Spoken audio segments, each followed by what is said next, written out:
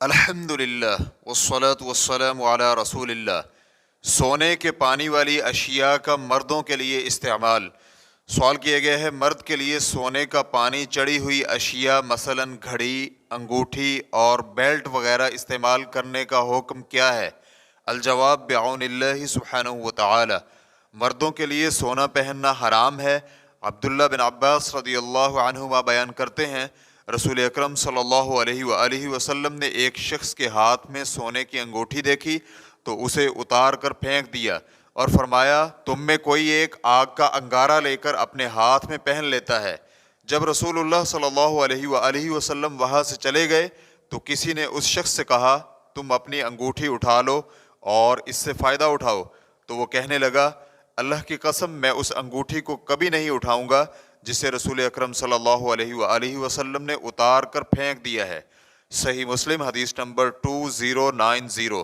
عبداللہ بن عمر بن عاص رضی اللہ عنہما بیان کرتے ہیں کہ رسول اکرم صلی اللہ علیہ وآلہ وسلم نے فرمایا، میری امت میں سے جس نے بھی سونا پہنا اور اسی حالت میں مر گیا تو اللہ سبحانہ وتعالی نے اس پر جنت کا سونا حرام کر دیا، اور جس نے میری امت میں سے ریشم پہنا اور اسی حالت میں مر گیا تو اللہ تعالیٰ اس پر جنت کی ریشم حرام کر دے گا۔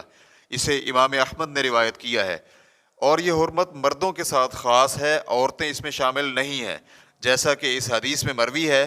علی رضی اللہ عنہ بیان کرتے ہیں کہ نبی علیہ الصلوۃ والسلام نے دائیں ہاتھ میں ریشم اور بائیں ہاتھ میں سونا پکڑا اور پھر فرمانے لگے، یقیناً یہ دونوں میری امت کے مردوں پر حرام ہیں۔ اسے نسائی اور ابو داؤد نے روایت کیا ہے۔ اور اسی طرح رسول اللہ صلی اللہ علیہ وآلہ وسلم کا یہ بھی فرمان ہے، میری امت کی عورتوں کے لیے ریشم اور سونا پہننا حلال اور مردوں پر حرام کیا گیا ہے۔ اسے امام احمد نے روایت کیا ہے۔ عورتوں کی نزاکت، کمزوری، رقت، خوبصورتی و زینت اور ضرورت کی بنا پر سونا مباح کیا گیا ہے۔ اللہ سبحانہ وتعالی کا فرمان ہے، أَوَمَن يُنَشَّأُ فِي الْحِلْيَةِ وَهُوَ فِي الْخِصَامِ غَيْرُ مُبِينٍ، کیا جو زیورات میں پلیں اور جھگڑے میں اپنی بات واضح نہ کر سکیں؟ سورۃ الزخرف آیت نمبر 18۔ لیکن مردوں کے لیے سونا پہننا یہ ان کی مردانگی کے خلاف ہے، اور شریعت اسلامیہ دونوں جنسوں کے مابین فرق اور تمیز کرنا چاہتی ہے۔ ان دونوں میں خصائص علیحدہ ہیں جن میں اگر دونوں فریق مشابہت اختیار کریں تو فساد اور خرابی پیدا ہوتی ہے۔ مردوں پر ہر قسم کا سونا، چاہے وہ خالص سونا ہو یا پھر مخلوط اور ٹکڑا یا جڑا ہوا، سب حرام ہے۔